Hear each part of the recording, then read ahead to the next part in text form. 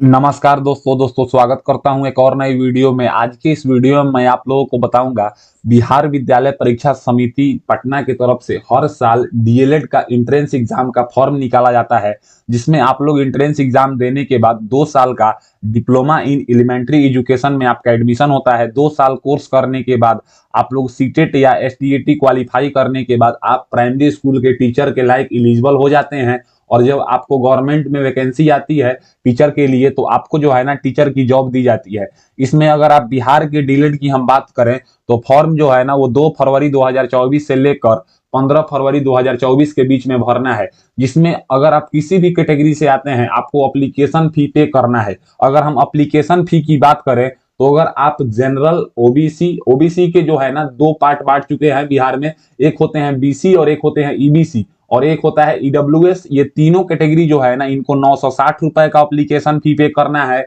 और जो है ना एससी यानी कि शेड्यूल कास्ट, एसटी यानी कि शेड्यूल ट्रिब्स को मात्र 760 रुपए का पेमेंट करना है, यानी कि 200 रुपए का कंसेशन दिया गया है।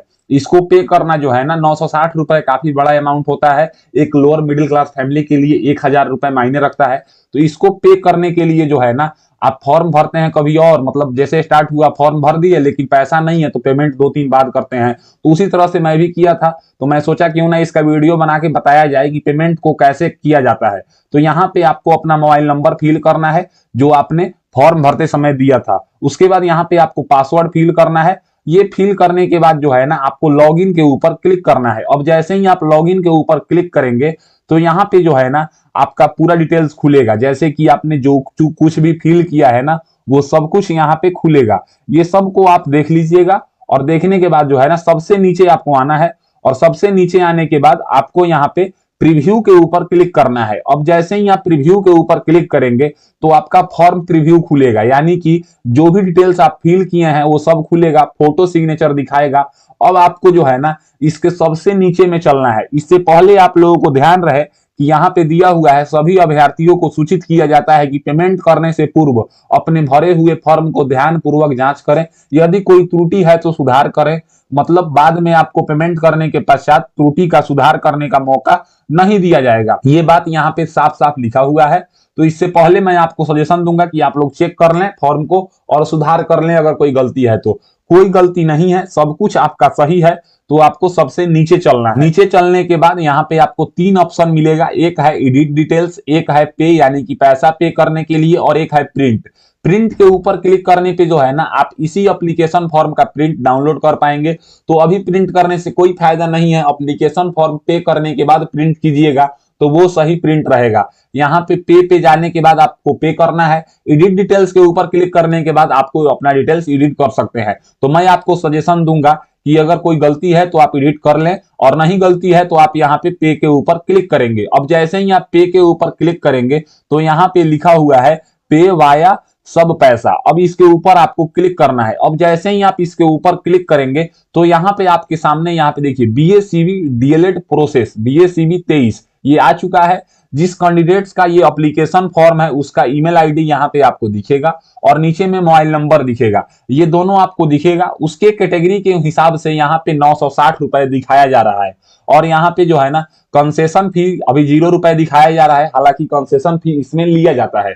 अब यहाँ पे जो मुझे पेमेंट का मेथड है, यहाँ पे कार्ड है, यूपीआई है, स्कैन क्यूआर है और नेट बैंकिंग है। तो यहाँ पे देखिए बहुत सारे लोगों के पास डेबिट कार्ड का ऑप्शन होता है, तो वो लोग कार्ड के ऊपर क्लिक करेंगे, 16 अक्षर का डेबिट कार्ड का नंबर डालेंगे, कार्ड होल्डर नेम डालेंगे, वैलिडिटी अप टू कब तक वैलिडिटी है सीवीवी डालेंगे और प्रोसीड टू पे के ऊपर क्लिक करने के बाद आपके रजिस्टर मोबाइल नंबर से जो अकाउंट से लिंक होगा उस पे जो है ना एक 6 अक्षर का ओटीपी जाएगा। उस ओटीपी को फिल करके सबमिट करेंगे तो आपका पेमेंट हो जाएगा। लेकिन अगर आप यूपीआई से करना चाहते हैं तो आप यूपीआई के ऊपर क्लिक करेंगे। यूपीआई की अगर हम बात करें तो यूपीआई में आता है फोन पे, गूगल पे, पेटीएम, अमेजोन पे, व्हाट्सएप पे। इस सब में एक एक अलग यूपीआई आईडी बना होता है आप लोगों का। जैसे फोन पे के आईडी में @YBL या IBL या APL अमेजोन में लगा होता है, पेटीएम में @पेटीएम लगा होता है। तो वो यूपीआई आईडी फिल करना है, वेरीफाई के ऊपर क्लिक करना है और पे नाउ के ऊपर क्लिक करने के बाद अपना यूपीआई ऐप खोलना है और ऐप खोलने के बाद जो है ना आपको वहां पे देखेंगे तो पेमेंट का ऑप्शन आया होगा, उसको पेमेंट कर देना है। लेकिन सबसे आसान जो मेथड है ना वो स्कैन क्यूआर के ऊपर आप क्लिक कर देंगे। अब स्कैन क्यूआर के ऊपर क्लिक करने के बाद यहाँ पे आप देखिएगा तो 973 रुपए दिखा रहा है। हालांकि आप किसी भी माध्यम को चूज करेंगे तो 13 रुपया आपका एक्स्ट्रा लगने वाला है, यानी कि 973 का ही पेमेंट लगेगा। दिखाया जा रहा है 960, लेकिन 13 रुपया एक्स्ट्रा लगेगा। तो हम यहाँ पे जनरेट क्यूआर कोड के ऊपर क्लिक करेंगे। अब जैसे ही हम इसके ऊपर क्लिक करेंगे तो यहाँ पे एक क्यूआर कोड जनरेट होके आ चुका है।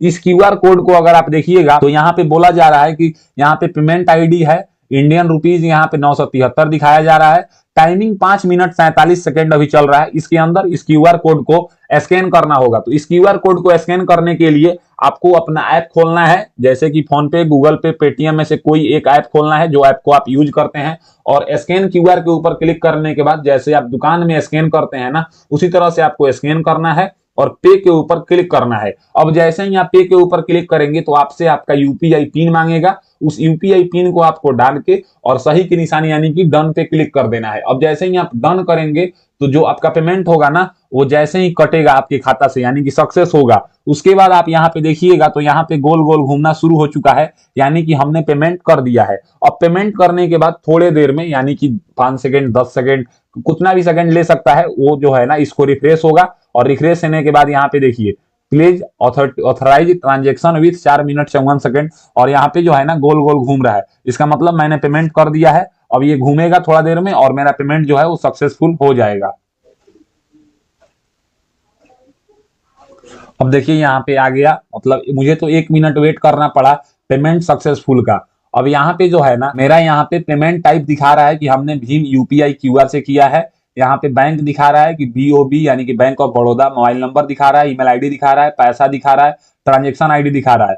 अब यहाँ पे हम जो है ना इसको प्रिंट के ऊपर क्लिक करेंगे। प्रिंट के ऊपर क्लिक करने के बाद इसको हम कॉपी अपने पास सेव रख लेंगे। इसको सेव कर लेंगे और सेव करने के बाद जो है ना हम यहाँ पे गो टू पेमेंट्स के ऊपर क्लिक करेंगे।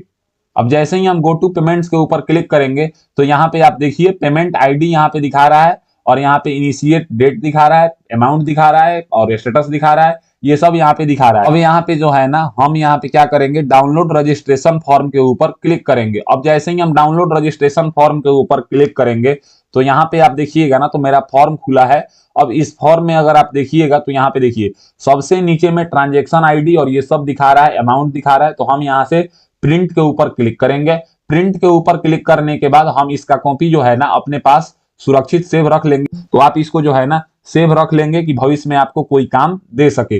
अब सेव करने के बाद हमारा पेमेंट करने का प्रोसेस आप लोगों को पता चल गया। उम्मीद करता हूं कि आपको वीडियो पसंद आएगी। अगर वीडियो पसंद आती है तो मेरे चैनल को सब्सक्राइब कीजिए एंड ऐसे ही इंफॉर्मेटिव वीडियो के लिए मेरे चैनल को सब्सक्राइब कीजिए। आज के लिए बस इतना ही। मैं आपसे विदा लेना चाहूंगा, तब तक आप लोग देखते रहिए मेरा यूट्यूब चैनल फॉर्म फिलअप की नॉलेज। जय हिंद, जय भारत।